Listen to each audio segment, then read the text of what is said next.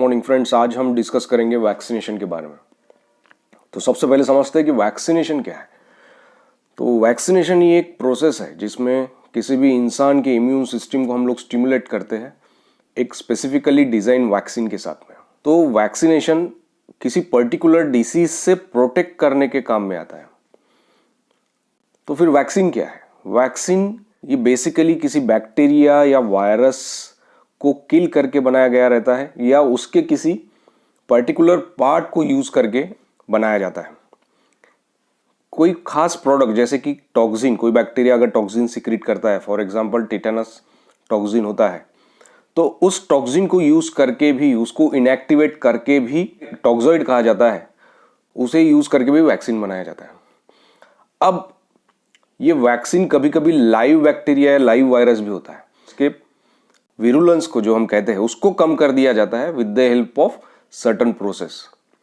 तो इस प्रकार से ये किल्ड या लाइव वायरस या बैक्टीरिया या उनका कोई पर्टिकुलर पार्ट या टॉक्सोइड यूज करके वैक्सीन तैयार किया जाता है।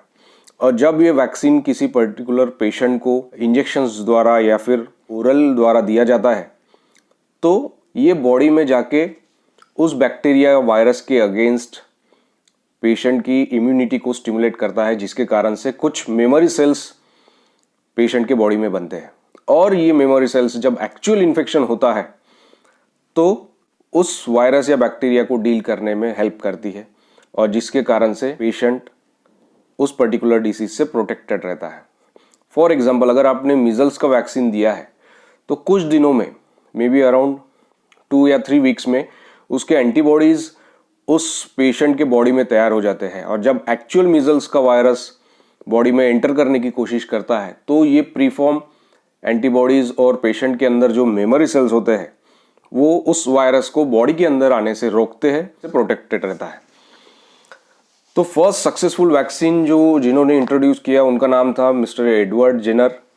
इन्होंने 1796 में पहली बार स्मॉल पॉक्स के अगेंस्ट वैक्सीन बनाया और तब से अलग अलग डिसीज के लिए वैक्सीन बने हुए हैं, और वैक्सीन ने कई करोड़ों लोगों की जान बचाई है। तो वैक्सीनेशन क्यों ज़रूरी है?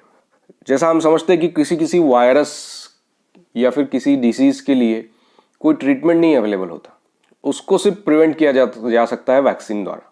फॉर एग्जाम्पल, रेबीज़ के लिए कोई ट्रीटमेंट नहीं है, पोलियो के लिए कोई ट्रीटमेंट नहीं है। और अगर हम रूटीन वायरसेस भी बात करें, for example chicken pox, measles, इनके लिए भी कोई स्पेसिफिक ट्रीटमेंट या ड्रग नहीं है। इनका ट्रीटमेंट हमेशा सपोर्टिव केयर के रूप में चलता है, और जिसके कारण से पेशेंट को हॉस्पिटलाइजेशन लग सकता है, बहुत सारा खर्चा लग सकता है, और इसमें पेशेंट की मौत होने के भी चांसेस है। फॉर एग्जाम्पल, रेबीज में तो 100% मोर्टेलिटी है। तो इस कारण से वैक्सीनेशन बहुत इंपॉर्टेंट हो जाता है इन डिसीजेस को कंट्रोल करने के लिए। अगर हम देखें तो पोलियोमाइलाइटिस के केसेस जो बहुत ज़्यादा हुआ करते थे स्टार्टिंग में, और जिसके कारण से एपिडेमिक आया करता था और बहुत से लोगों को वेंटिलेट भी करना पड़ता था, क्योंकि पोलियो उनके रेस्पिरेटरी मसल्स को भी अफेक्ट करते थे। तो ये बहुत बड़ा बर्डन था किसी भी देश के लिए इनको हैंडल करना। लेकिन जैसे ही वैक्सीन इंट्रोड्यूस हुआ, पोलियो अभी इरेडिकेशन के लेवल पे आ गया है। स्टार्टिंग में डिप्थेरिया के केसेस बहुत ज़्यादा हुआ करते थे, जिसके कारण से बहुत ज़्यादा मॉर्टेलिटी और मॉर्बिडिटी होती थी। अब वैक्सीनेशन के कारण उनके लेवल काफ़ी कम हो चुके हैं। सीडीसी के सोर्स के हिसाब से अगर हम देखें तो ये आंकड़े ड्रास्टिकली इफेक्टिवनेस जो वैक्सीन का है उसको इंडिकेट करते हैं। तीसरा, अगर आप वैक्सीनेट करते हैं और एक कम्युनिटी के पर्टिकुलर परसेंटेज ऑफ पीपल अगर वैक्सीनेटेड है, तो डिसीज तेजी से फैलता नहीं है, क्योंकि एक पर्सन से दूसरे पर्सन तक स्प्रेड होने के लिए मैक्सिमम लोग उसके लिए सेंसिटिव होने चाहिए। जो रिकवर हो चुके हैं या जो फिर वैक्सीनेट हो चुके हैं, वो लोग इम्यूनिटी डेवलप कर सकते हैं और वो स्प्रेड नहीं करते। इसके कारण से फिर ये चेन ब्रेक कर देता है। तो इस तरीके से हर्ड इम्यूनिटी जिसे कहा जाता है, उसको डेवलप करने में भी वैक्सीनेशन का रोल है। ऐसे कौन से डिसीजेस है जिसके लिए वैक्सीन अवेलेबल है? पोलियो के लिए hepatitis B, H influenza, rotavirus infection, pneumococcal infection, diphtheria, tetanus, pertussis, mumps, rubella, measles, typhoid, hepatitis A, chicken pox, yellow fever, Japanese encephalitis, ऐसे अलग अलग प्रकार के वायरसेस और बैक्टीरिया के लिए वैक्सीन अवेलेबल है। सिमिलरली सर्वाइकल कैंसर जो कि ह्यूमन पेपिलोमा वायरस के कारण होता है, उसको भी वैक्सीन से प्रिवेंट किया जा सकता है। और हमने देखा है कि हेपेटाइटिस बी के वैक्सीन से भी जो क्रोनिक लिवर डिसीज है उसको कम किया जा सकता है अगर हेपेटाइटिस बी का वैक्सीन दिया जाए। और कुछ वैक्सीन किसी पर्टिकुलर सिचुएशन में काम आता है। फॉर एग्जांपल रेबीज वैक्सीन, हम समझते हैं कि डॉग बाइट में रेबीज वैक्सीन दिया जाता है। तो ऐसे अलग अलग डिसीजेस के ऊपर वैक्सीन अवेलेबल है। एक और सवाल पूछा जाता है, क्या वैक्सीन सेफ है? हाँ, वैक्सीन सेफ है, क्योंकि वैक्सीन बनाने से पहले और जनरल पॉपुलेशन को वैक्सीन अप्रूव करने के पहले वो कड़े मापदंडों पे जांचा जाता है। बनने के बाद से उसके ट्रायल्स होते हैं, उसके सेफ्टी के ऊपर और इफेक्टिवनेस के ऊपर जांचें होती है और उसके बाद में ही उसको अप्रूव किया जाता है। वैक्सीनेशन के बाद में हल्का बुखार आना, इंजेक्शन की जगह पे हल्का रेडनेस होना या फिर पेन होना, ये नॉर्मल है।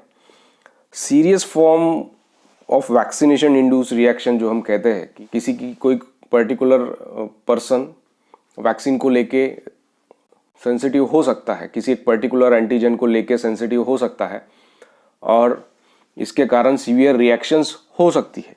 लेकिन ये इंसिडेंसेस बहुत ही रेयर होते हैं और अगर क्वालिफाइड पर्सन ये देते हैं तो इसको मैनेज भी किया जा सकता है।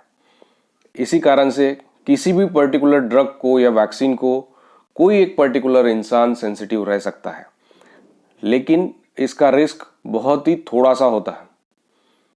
और अगर हम इसके एडवांटेज देखें तो रिस्क बेनिफिट रेशियो जो है, जिसमें बेनिफिट बहुत ज़्यादा है, इसलिए वैक्सीन देना ज़रूरी है। और unexpected vaccine induce rare complications को हैंडल करने के लिए हमें वैक्सीन ऐसी जगह दिया जाना चाहिए जहाँ पे इमरजेंसीज हैंडल करने की व्यवस्था हो। अगर हम बच्चे को वैक्सीन ना दें तो क्या होगा? अगर बच्चे को वैक्सीन न दिया जाए तो ये बच्चा उस पर्टिकुलर डिसीज से प्रोटेक्टेड नहीं रहेगा और उसको वो डिसीज होने के चांसेस बहुत ज़्यादा रहेंगे। वैक्सीन प्रिवेंटेबल जो डिसीजेस है उसकी ट्रीटमेंट काफ़ी कॉस्टली होती है। उसके कंपैरिजन में वैक्सीन की कॉस्ट निग्लिजिबल है। तो अगर कोई पर्टिकुलर डिसीज़ का वैक्सीन आपको महंगा भी लगता है तो जस्ट उसका ट्रीटमेंट समझिए, आपको वैक्सीन सस्ता लगेगा। क्या सारे वैक्सीन देना ज़रूरी है बच्चों को? हर देश के कुछ पर्टिकुलर डिसीजेस होते हैं जिसके लिए गवर्नमेंट मैंडेटरी वैक्सीनेशंस रखती है। फॉर एग्जांपल BCG है, ओरल पोलियो है, मीजल्स है, देन रूबेला वायरस है। इन सब के लिए, हेपेटाइटिस बी है, इन सब के लिए गवर्नमेंट मैंडेटरी वैक्सीनेशंस बोलती है और ये गवर्नमेंट सप्लाई में फ्री भी मिल जाएगी आपको गवर्नमेंट सेटअप में। कुछ पर्टिकुलर वैक्सीन्स जो है वो ऑप्शनल है। ऑप्शनल क्यों है? क्योंकि वो कॉस्टली है, हर कोई उसको अफोर्ड नहीं कर पाता, इसलिए गवर्नमेंट उसको सब लोगों को प्रोवाइड नहीं कर पाती। लेकिन आपके पीडियाट्रिशियन के साथ में डिस्कस करके आप उस पर्टिकुलर वैक्सीन को समझ के उसके बारे में खर्चे का अंदाज़ा लेके अगर चाहे तो वो वैक्सीन अपने बच्चे को लगा सकते हैं। क्या वैक्सीनेशन का शेड्यूल सारी दुनिया में एक जैसा है? नहीं। US के वैक्सीनेशन गाइडलाइंस अलग रहेंगे, इंडिया के अलग है। लेकिन अगर हम नेशनल इम्यूनाइजेशन शेड्यूल देखें या फिर IAP का वैक्सीनेशन शेड्यूल देखें तो वो ऑल ओवर इंडिया सेम है। उसमें हमने वैक्सीनेशन को इसेंशियल वैक्सीनेशन और ऑप्शनल वैक्सीन में डिवाइड किया हुआ है। आपके पीडियाट्रिशियन से आप उसे समझ सकते हैं। क्या वैक्सीन देने के बाद में बच्चा 100% प्रोटेक्टेड है? नहीं। कोई भी वैक्सीन का एफिकेसी 60 to 90% रहता है। फॉर एग्जांपल मीजल्स वैक्सीन बहुत ज़्यादा इफेक्टिव है तो ये 90% लोगों को प्रोटेक्ट कर देता है। लेकिन जैसा हम देखते हैं कि पोलियो वैक्सीन का हमको रिपीटेडली डोज देना पड़ता है और कुछ डिसीजेस ऐसे हैं जैसे फ्लू वैक्सीन जिसमें प्रोटेक्शन रेट काफ़ी कम हो जाता है और कई बार जो फ्लू का वैक्सीन है वो चेंज करता है। अगर कोई डिसीज़ है जिसमें आपको फ्लू का वैक्सीन रेगुलरली रिकमेंड किया गया है तो 6 महीने में या 1 साल में आपको ये वैक्सीन रिपीट करना होता है। क्या वैक्सीनेशन का रिकॉर्ड मेंटेन करना ज़रूरी है? हाँ। जैसा हमने समझा कि अलग अलग तरह के वैक्सीन अलग अलग एज ग्रुप में दिए जाते हैं तो कहीं कोई वैक्सीन छूट तो नहीं रहा है या फिर कोई वैक्सीन डबल तो नहीं दिया जा रहा, ये समझने के लिए भी वैक्सीनेशन रिकॉर्ड रखना ज़रूरी है। दूसरा, अगर आप कहीं पे शिफ्ट करते हैं, अगर आप किसी और शहर में रहने जाते हैं, तो ये वैक्सीनेशन रिकॉर्ड आपके न्यू पीडियाट्रिशियन को गाइड करेगा कि कौन सा वैक्सीन आपको लग चुका है और कौन सा लगना है।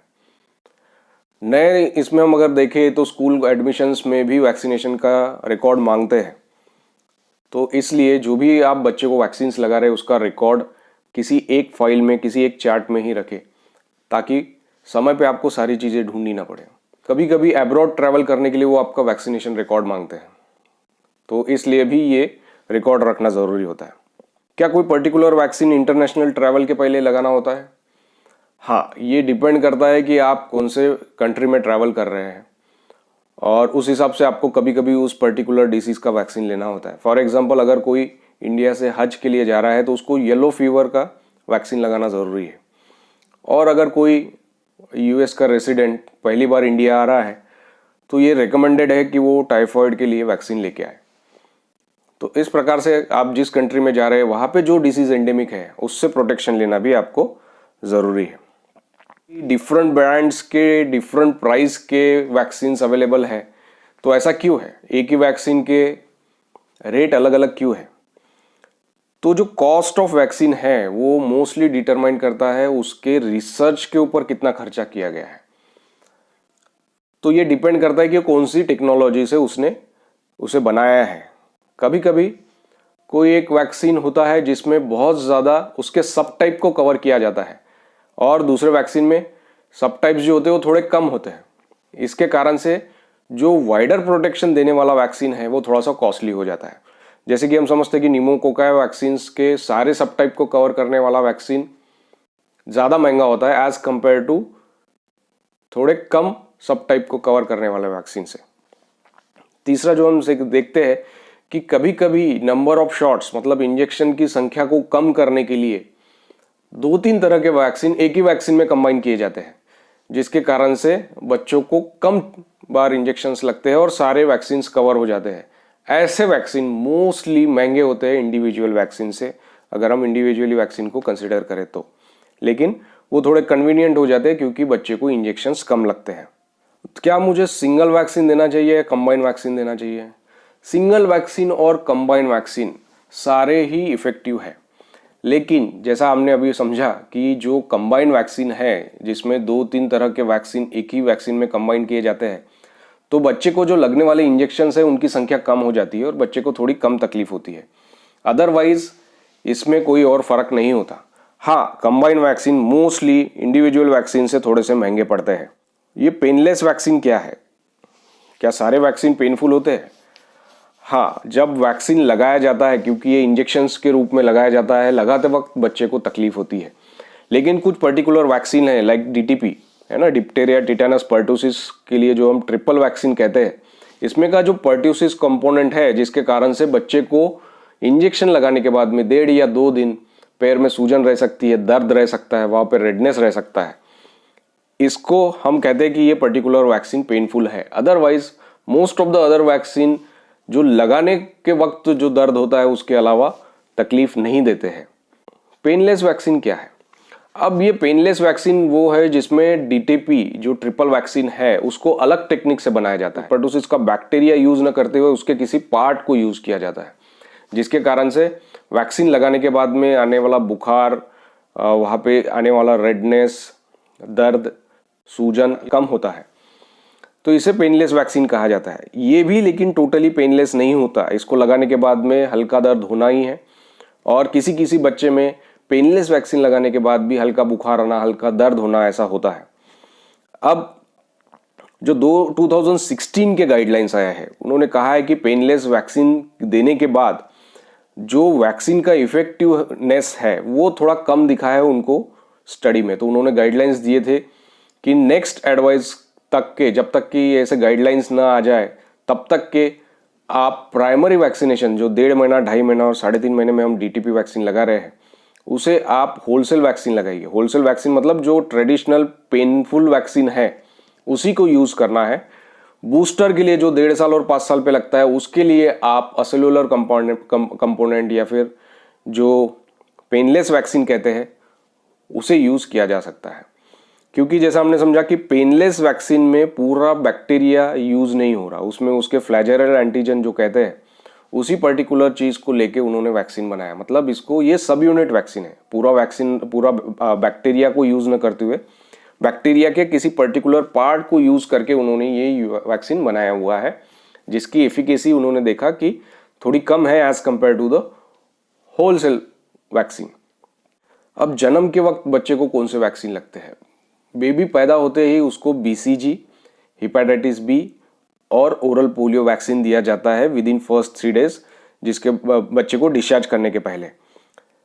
क्या बच्चे को हल्की खांसी सर्दी है उसे वैक्सीनेशन करना चाहिए? हाँ, अगर हल्का कफ आ रहा है, हल्की सर्दी है, हल्का सा बुखार है, तो ये वैक्सीनेशन के लिए कॉन्ट्राइंडिकेशंस नहीं है, इसमें भी आप बच्चे को वैक्सीन लगा सकते हैं। एक चीज़ और जो हमको समझना है कि वैक्सीनेशन के बीच में जो गैप बताया है उतना गैप रहना ज़रूरी है। समय से पहले वैक्सीन ना लगाएं, और अगर वैक्सीनेशन के लिए थोड़ा डिले भी हो गया है, अगर 4-5 दिन या हफ्ता भर का डिले भी हो गया है, तो उससे उसके एफिकेसी पे फ़र्क नहीं पड़ता, लेकिन बहुत ज़्यादा डिले नहीं करना चाहिए। BCG देने के बाद में बच्चे को अगर फोड़ा आ जाए तो क्या ये नॉर्मल है? हाँ, जब हम BCG चमड़ी के अंदर देते हैं तो उसके कुछ दिनों के बाद में वहाँ पे एक फोड़ा आ जाता है जो फूटता है, उसमें से थोड़ा सा पीप निकलता है और फिर वो ठीक हो जाता है। फिर वहाँ पे फोड़ा आता है और वो फूटता है। ऐसा प्रोसेस कुछ दिनों के लिए चलता है और उसके बाद में वहाँ पे एक स्कार बन जाता है। जो BCG का स्कार है वो इसी तरीके से बनता है और ये नॉर्मल फिनोमिना है BCG वैक्सीन के बाद में। हाँ, अगर ये फोड़ा काफ़ी बड़ा है या फिर उसकी बगल में आर्म पिट में अगर लिम्फ नोड्स डेवलप होते हैं, थोड़ी सूजन आती है, तो आपने अपने पीडियाट्रिशियन को दिखा देना चाहिए। बच्चे को वैक्सीन देने के बाद में दर्द और बाकी तकलीफ़ों से बचाने के लिए क्या किया जा सकता है? जैसा हमने समझा कि 1.5, 2.5 और 3.5 महीने का जो वैक्सीन रहता है DTP, उसमें बच्चे को बुखार आने की संभावना रहती है। ऐसे स्थिति में जहाँ पे वैक्सीनेशन दिया है वहाँ पे ना मसाज करे, ना बर्फ़ लगाए। अगर बच्चे को बुखार आता है या दर्द रहता है तो उसके लिए आप पैरासीटामोल का डोज दे सकते हैं। डोज की मात्रा जानने के लिए अपने पीडियाट्रिशियन से पहले ही सलाह मशवरा करके रखें। जहाँ पे वैक्सीन दिया है वहाँ पे हल्का रेडनेस, हल्की सूजन और दर्द अपेक्षित है। हो सकता है बच्चा वो पैर कम हिलाए। जनरली 1.5 से 2 दिन में ये सारी तकलीफ़ें ठीक हो जाती है। अगर तकलीफ़ बहुत ज़्यादा है और पैरासीटामोल देने के बाद भी कम नहीं हो रही है, या फिर काफ़ी तेज़ी से सूजन बढ़ रही है, या फिर बच्चा सुस्त है, या फिर 1.5-2 दिन से ज़्यादा रहता है, तो अपने पीडियाट्रिशियन से आप कंसल्ट कर सकते हैं। जिस भी पैर में वैक्सीन लगाया है उसको कवर रखें। अगर पैर एक्सपोज रहता है, ठंडी हवा उसको अगर लगती है तो पैर में ज़्यादा तकलीफ होने के चांसेस रहते हैं, इसलिए इसको कवर रखें। 2 दिन के लिए मसाज ना करें, उसको नहलाए नहीं। बच्चे को भरपूर दूध पिलाए माँ का, और उसका ध्यान बटाने के लिए दूसरी चीज़ें की जा सकती है। बच्चे को अगर वैक्सीनेशन दिया हुआ है तो 2 दिन के लिए अगर आपके आयरन सप्लीमेंटेशंस बच्चे को चल रहे हैं तो उसको रोका जा सकता है। अब IAP द्वारा रिकमेंडेड जो वैक्सीनेशन चार्ट है उसके बारे में थोड़ा सा समझते हैं। तो एट बर्थ जैसा हमने समझा था कि BCG जो कि ट्यूबरकुलोसिस से बच्चे को बचाता है, ओरल पोलियो वैक्सीन और हेपेटाइटिस बी वैक्सीन बच्चे को दिया जाता है पहले 3 दिन में। 1.5 महीने पे ट्रिपल, जिसमें डिप्थेरिया, टिटेनस और पर्टूसिस, इनसे बचाने वाला इंजेक्शन, इंजेक्टेबल पोलियो वैक्सीन। तो ओरल पोलियो के साथ साथ इंजेक्टेबल वैक्सीन्स पोलियो का अवेलेबल है, और आगे चल के ओरल पोलियो वैक्सीन पूरी तरह से बंद हो जाएगा और केवल इंजेक्टेबल पोलियो वैक्सीन ही बच्चे को दिया जाएगा। इसके अलावा हेपेटाइटिस बी का डोज, H इन्फ्लुएंजा बी, जो कि एक तरह से होने वाले मेनिंजाइटिस से बच्चे को बचाता है। मेनिंजाइटिस मतलब मेंदू ज्वर जिसे हम कहते हैं। इसके अलावा रोटावायरस, जो कि रोटावायरस डायरिया से बच्चे को प्रोटेक्ट करता है, और न्यूमोकोका वैक्सीन, जो कि न्यूमोकोकल नाम के बैक्टीरिया से होने वाले निमोनिया से बच्चे को बचाता है। ये सेम शेड्यूल 1.5 महीने में, 2.5 महीने में और 3.5 महीने में बच्चे को दिया जाता है। अब इसमें से अलग अलग ब्रांड के हिसाब से आपका शेड्यूल थोड़ा सा चेंज हो सकता है। फॉर एग्जांपल, रोटावायरस के 2 तरह के वैक्सीन आते हैं। एक वैक्सीन जिसे हमें 1.5 महीना, 2.5 महीना और 3.5 महीने में भी देना होता है, और एक तरह का वैक्सीन है जिसके केवल 2 डोजेस रिकमेंडेड रहते हैं। तो ये जो वैक्सीनेशन का शेड्यूल है ये कंपनी के हिसाब से आपके पीडियाट्रिशियन से समझ के बच्चे को दे सकते हैं। नेक्स्ट वैक्सीन जो आता है वो 6ठे महीने में आता है, जिसमें इन्फ्लुएंजा वैक्सीन बच्चे को दिया जा सकता है, जिसे फ्लू वैक्सीन भी कहा जाता है। इसके 2 डोजेस लगते हैं 1 महीने के अंतराल में। इसके साथ में ओरल पोलियो वैक्सीन भी दिया जाता है। 9वें महीने में पेशेंट को मीजल्स, मम्स और रूबेला से प्रोटेक्ट करने वाला MMR वैक्सीन दिया जाता है। इसके साथ में ओरल पोलियो वैक्सीन भी दिया जाता है। 9 महीने और 12 महीने के बीच में टाइफाइड वैक्सीन दिया जा सकता है। इसके बाद में हेपेटाइटिस ए, जो कि गंदे पानी से होने वाले हेपेटाइटिस से प्रोटेक्ट करता है। एट बर्थ जो हेपेटाइटिस के लिए वैक्सीन दिया था वो हेपेटाइटिस बी से प्रोटेक्ट करता है। 12 मंथ में जो हम हेपेटाइटिस वैक्सीन दे रहे हैं हेपेटाइटिस ए से प्रोटेक्ट करता है, जो कि गंदे पानी से फैलता है। इसके साथ में 1 साल के बाद में अगर कोई फैमिली एंडेमिक एरिया में रहती है, एंडेमिक मतलब जहाँ पे वो डिसीज काफ़ी कॉमन है, तो ऐसे स्थिति में जापानीज एन्सेफेलाइटिस के लिए भी वैक्सीन दिया जा सकता है। 15वें महीने में MMR, measles, mumps and rubella से प्रोटेक्ट करने वाला वैक्सीन, साथ में चिकन पॉक्स का वायरिसेला वैक्सीन, और इसके बाद में आप 15 महीने से 1.5 साल के बीच में न्यूमोकोका का वैक्सीन जो बूस्टर डोज आता है पहला, वो दे सकते हैं 15 महीने के आगे। इसके अलावा 1.5 साल में हम देखते हैं कि ट्रिपल वैक्सीन जिसे DTP कहा जाता है, डिप्थेरिया, टिटेनस, पर्टुसिस, उसका बूस्टर, इंजेक्टेबल पोलियो वायरस का बूस्टर और H इन्फ्लुएंजा B का बूस्टर आप 18वें महीने में या फिर 1.5 साल में दे सकते हैं।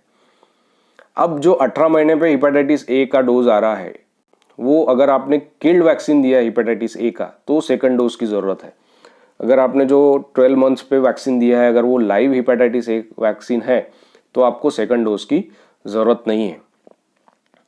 2 साल में आप टाइफाइड कॉन्जुगेट वैक्सीन का दूसरा डोज देते हैं। अब यहाँ पे हमको समझना है कि टाइफाइड के 2 तरह के वैक्सीन होते हैं। अगर आपने टाइफाइड कॉन्जुगेट वैक्सीन दिया है तो ये 2 डोजेस के बाद में बच्चा लाइफ लॉन्ग प्रोटेक्टेड रहता है, उसको फिर से टाइफाइड का कोई दूसरा इंजेक्शन देने की ज़रूरत नहीं होती है। लेकिन आपने पॉलीसेकेराइड विया एंटीजन दिया है तो देन आपको बच्चे को हर 3 साल में टाइफाइड का वैक्सीन देना ज़रूरी होता है। देन 4थे से 6ठे साल में आपको DTP booster, then measles, mumps and rubella का वैक्सीन, वायरिसेला 2 यानी चिकन पॉक्स का second vaccine, oral polio vaccine, ये सारी चीज़ें आती है। 9 साल से लेके 12 साल तक के डी-टैप में हम देखते हैं कि D, A और P स्मॉल दिख रहे हैं। इसका मतलब डिप्थेरिया का डोज इसमें कम है और असेलुलर पर्टुसिस जो कंपोनेंट इसमें डाला गया है वो भी कम है। तो ये वैक्सीन 9 से 12 साल के बच्चों को दिया जाता है। पहले ये डिप्थेरिया और पर्टुसिस का कंपोनेंट इसमें नहीं था, लेकिन जैसे ही जो रिसर्चर्स थे उन्होंने देखा कि कुछ बड़े बच्चों में भी डिप्थेरिया और पर्टुसिस के केसेस आ रहे हैं, इसलिए नए गाइडलाइंस में इन्होंने थोड़ा डोज डिप्थेरिया का और कुछ एंटीजन पर्टुसिस के भी ऐड किए हैं 9 से 12 साल के बच्चों के लिए। इसमें जो पर्टुसिस का कंपोनेंट है वो असेलुलर रिकमेंडेड किया है, या फिर पर्टुसिस के बगैर जो टिटेनस और लो डोज ऑफ डिप्थेरिया का जो वैक्सीन आया है वो भी दिया जा सकता है। इसके अलावा अगर फीमेल बेबी है, लड़कियों के लिए ह्यूमन पेपिलोमा वायरस के अगेंस्ट वैक्सीन अवेलेबल है, जो इन्हें आगे चल के सर्वाइकल कार्सिनोमा से प्रोटेक्ट करेंगे, वो भी 9 साल के बाद में दिया जा सकता है।